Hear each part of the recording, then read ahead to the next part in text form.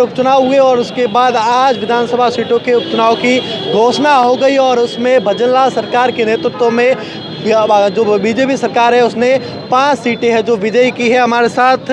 चौटन विधायक आदूराम जी साहब हैं, इनसे बातचीत करेंगे कि ऐसी क्या कुशल है जो संगठन की पूरी रणनीति रही जिसके दौरान है जो 5 सीटों पर विजयी प्राप्त की। राजस्थान के अंदर विधानसभा के उपचुनाव के अंदर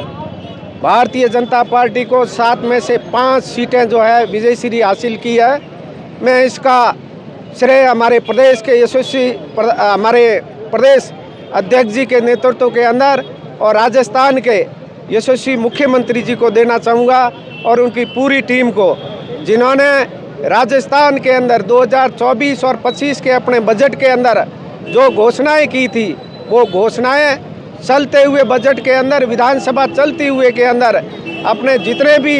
मंत्रिमंडल के सदस्य हैं जिनके पास में जिलों का प्रभार था, उन मंत्रियों को तुरंत भेजकर यहाँ अधिकारियों से बातचीत करके जो घोषणाएं की थी वो धरातल के ऊपर उतरी है और धरातल के ऊपर कहीं न कहीं काम शुरू हुआ है। जनता ने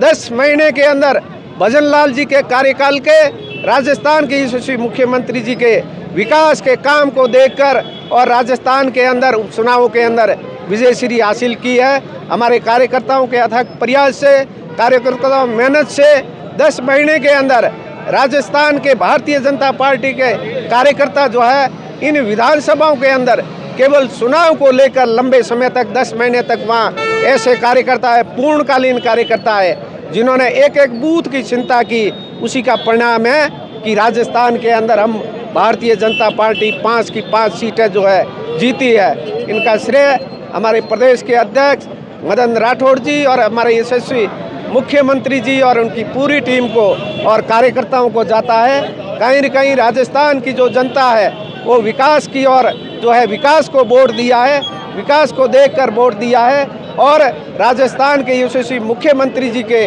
ऊपर विश्वास किया है। इसीलिए भारतीय जनता पार्टी 5 सीटें जो जीती। बिल्कुल सर, जैसे कि कहा जाता है कि परिवारवाद राजनीति, जैसे कि झुंझुनू की बात करें ओला परिवार की और यहाँ क्यूसर की बात करें तो आलपी, दोनों ही सीटें हैं तो बीजेपी है जो ज़्यादा मतों से जीती है और यहाँ पर उन जो स्थानीय पार्टी उनको हार का सामना करना ये राजस्थान ही नहीं पूरे देश के अंदर जो है जनता अब समझ चुकी है, परिवारवाद को नकार दिया है। आम जनता जो है कार्यकर्ता उनके बीच के अंदर रहने वाले व्यक्ति को चाहे जात पात सब छोड़कर अब विकास के ऊपर और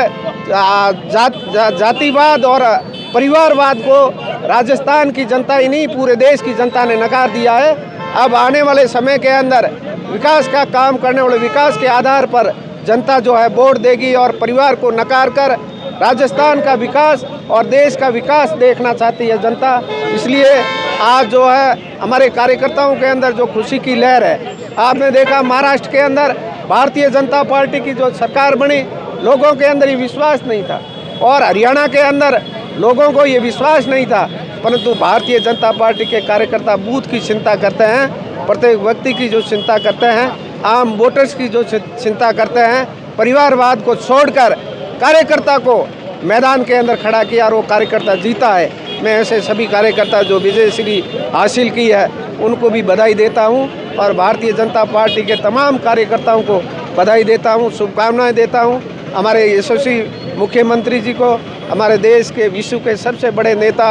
और देश के प्रधानमंत्री नरेंद्र मोदी जी को, आपके जो है अथक प्रयासों से देश जो आगे जो बढ़ रहा है, विश्व के अंदर हमारी जो साख जो बढ़ रही है, उसी का परिणाम है देश की जनता, राज्यों की जनता भारतीय जनता पार्टी को वोट देकर जीता रही है, विकास के कार्य को आगे बढ़ा रही है। बिल्कुल सर, दोसा विधानसभा है जो चुनाव हार गई, जगमोहन मीणा वहाँ से हार गए। बात करें किरोड़ी लाल मीणा, वहाँ से लगातार प्रचार प्रसार कर रहे थे, उनके भाई थे और उसके बाद देखिए और कोई भी सीट में किरोड़ी लाल मीणा प्रचार प्रसार करने के लिए नहीं पहुँचे। तो इस बार मान सकते हैं कि कहीं न कहीं किरोड़ी लाल मीणा का ग्राफ है जो नीचे गिरा तो दोसा सीट हार गई। मैं ये कहता हूँ जनता सब समझती है, जनता ने परिवारवाद को जो है नकार दिया है। आम कार्यकर्ता और विकास की तरफ कहीं और जनता और हमारे राजस्थान के यशस्वी मुख्यमंत्री जी में जो है विश्वास और भारतीय जनता पार्टी में विश्वास और भारतीय जनता पार्टी के कार्यकर्ताओं के ऊपर जो जनता ने विश्वास किया है, मैं जो राजस्थान की जनता और देश की जनता को मैं बधाई देता हूँ। वोटर्स, देवतुल्य वोटर्स, उनको भी देवतुल्य जनता को बधाई देता हूँ, शुभकामनाएं देता हूँ।